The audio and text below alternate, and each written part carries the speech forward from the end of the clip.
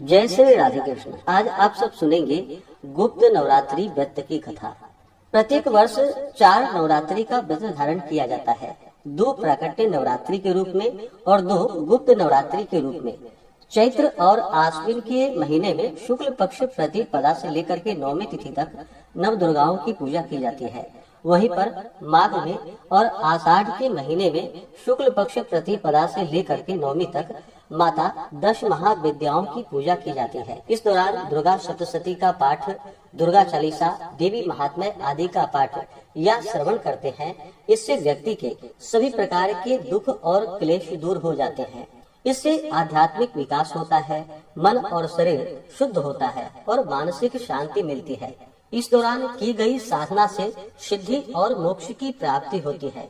व्यक्ति की सभी मनोकामनाएं पूरी होती है तथा सभी प्रकार के रोग और दोष दूर हो जाते हैं। यह मनोवांछित फलों को प्रदान करने वाली है। तो आइए सुनते हैं गुप्त नवरात्रि से जुड़ी हुई पौराणिक कथा।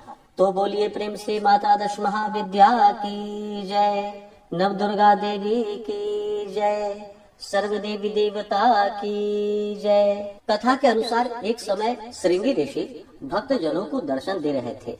अचानक भीड़ से एक स्त्री निकलकर आई और करबद्ध होकर के ऋषि श्रृंगी से बोले कि हे भगवान, मेरे पति दुर्व्यसनों से सदा घिरे रहते हैं, जिस कारण मैं कोई पूजा पाठ नहीं कर पाती, धर्म और भक्ति से जुड़े पवित्र कार्यों का संपादन भी नहीं कर पाती। यहाँ तक कि ऋषियों को उनके हिस्से का अन्न भी समर्पित नहीं कर पाती। मेरे पति मांसाहारी हैं, जुआरी हैं, लेकिन मैं माँ दुर्गा की सेवा करना चाहती हूँ। उनकी भक्ति साधना से अपने और परिवार के जीवन को सफल बनाना चाहती हूँ। ऋषि श्रृंगी महिला के भक्ति पूर्वक वचनों को सुनकर बड़े प्रभावित हुए। ऋषि ने उस स्त्री को आदर पूर्वक उपाय बताते हुए कहा कि वासंतिक और शारदीय नवरात्रि से तो आम जनमानस परिचित हैं, लेकिन इसके अतिरिक्त 2 नवरात्रि और भी होते हैं, जिन्हें गुप्त नवरात्रि कहा जाता है। उन्होंने कहा कि प्राकट्य नवरात्रों में 9 देवियों की उपासना होती है और गुप्त नवरात्रों में 10 महाविद्याओं की साधना की जाती है। इस नवरात्रों की प्रमुख देवी स्वरूप का नाम सर्वैश्वर्य कारिणी देवी है। यदि इन गुप्त नवरात्रि में कोई भी भक्त माता दुर्गा की पूजा साधना करता है तो माँ उसके जीवन को सफल कर देती है। ऋषि श्रृंगी ने आगे कहा कि लोभी, कामी, व्यसनी, मांसाहारी अथवा पूजा पाठ न कर सकने वाला भी यदि गुप्त नवरात्रों में माता की पूजा करता है तो उसे जीवन में कुछ भी और करने की आवश्यकता नहीं पड़ती है। इस प्रकार उस स्त्री ने ऋषि श्रृंगी के वचनों पर पूर्ण श्रद्धा करते हुए गुप्त नवरात्रि की पूजा की और फिर माता उस पर प्रसन्न हुई और उस स्त्री के जीवन में परिवर्तन आने लगा। उसके घर में सुख शांति आ गई। पति जो गलत रास्ते पर था वह भी सही मार्ग पर आ गया। अन्य कथा के अनुसार प्राचीन समय में सूरत नाम के राजा थे। राजा प्रजा की रक्षा में उदासीन रहने लगे थे। परिणाम स्वरूप पड़ोसी राजा ने उन पर चढ़ाई कर दी। सूरत की सेना भी शत्रु से मिल गई थी। परिणाम स्वरूप राजा सूरत की हार हुई और वह जान बचाकर जंगल की तरफ पलायन कर गए।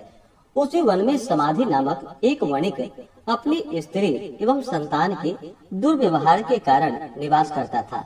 उसी वन में वणिक समाधि और राजा सूरत की भेंट हुई। दोनों में परस्पर परिचय हुआ। वे दोनों घूमते हुए महर्षि मेधा के आश्रम में पहुँचे।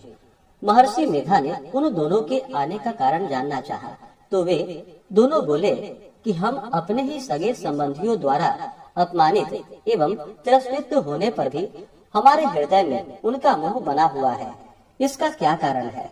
महर्षि मेधा ने उन्हें समझाया कि मन शक्ति के अधीन होता है और आदि शक्ति के विद्या और अविद्या के 2 रूप हैं। विद्या ज्ञान स्वरूप है और अविद्या अज्ञान स्वरूपा। जो व्यक्ति अविद्या के आदि कारण रूप में उपासना करते हैं उन्हें वे विद्या स्वरूपा प्राप्त होकर मोक्ष प्रदान करती हैं। इतना सुनकर राजा सूरत ने प्रश्न किया कि हे महर्षि, देवी कौन है? उनका जन्म कैसे हुआ? महर्षि बोले, आप जिस देवी के विषय में पूछ रहे हैं वह नित्य स्वरूपा और विश्व व्यापिनी है। उनके बारे में ध्यान पूर्वक सुनो।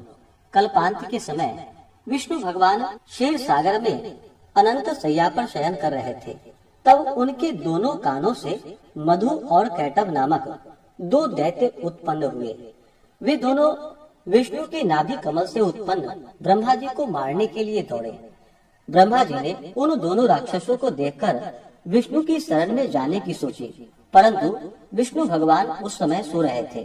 तब उन्होंने विष्णु भगवान को जगाने हेतु उनके नयनों में निवास करने वाली युग निद्रा देवी की स्तुति की। परिणाम स्वरूप तमोगुण अधिष्ठात्री देवी विष्णु भगवान के नेत्र, नासिका, मुख तथा हृदय से निकलकर ब्रह्मा के सामने उपस्थित हो गई। युग निद्रा के निकलते ही विष्णु भगवान उठकर बैठ गए। भगवान विष्णु और उन राक्षसों में 5000 वर्षों तक युद्ध चलता रहा। अंत में मधु और कैटभ दोनों राक्षस मारे गए। ऋषि बोले, अब ब्रह्मा जी की स्तुति से उत्पन्न महामाया देवी की वीरता तथा प्रभाव का वर्णन करता हूँ, उसे ध्यान पूर्वक सुनो। एक समय देवताओं के स्वामी इंद्र तथा दैत्यों के स्वामी महिषासुर में सैकड़ों वर्षों तक घनघोर संग्राम हुआ। इस युद्ध में देवराज इंद्र की पराजय हुई और महिषासुर इंद्रलोक का स्वामी बन बैठा। अब देवतागण ब्रह्मा के नेतृत्व में भगवान विष्णु और भगवान शंकर की शरण में गए। देवताओं की बातें सुनकर भगवान विष्णु तथा भगवान शंकर क्रोधित हो गए।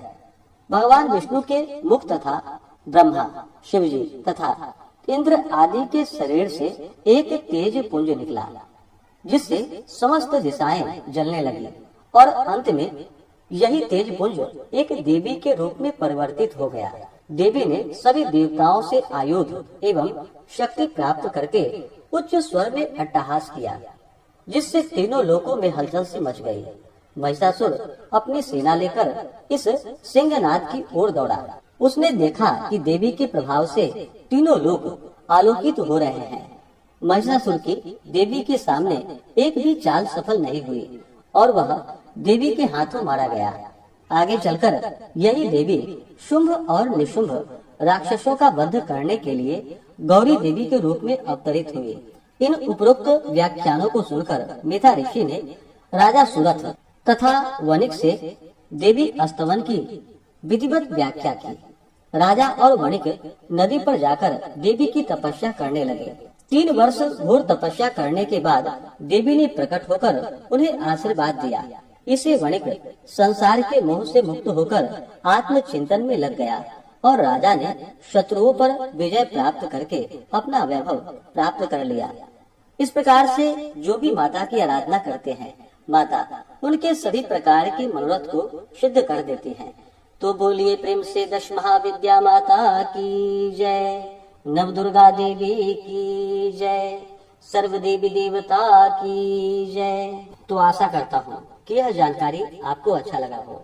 इसी प्रकार से ज्ञानवर्धक जानकारियाँ प्राप्त करते रहने के लिए, व्रत पूजा के बारे में जानने के लिए, कथा को सुनने के लिए चैनल पे अगर आप पहली बार आए हैं तो चैनल को लाल बटन दबा करके सब्सक्राइब करें, साथ में बेल आइकन घंटी को दबाएं ताकि आने वाली वीडियो का नोटिफिकेशन आपको समय से मिलता रहे। वीडियो को लाइक करें, शेयर करें। सुखी रहें और स्वस्थ रहें।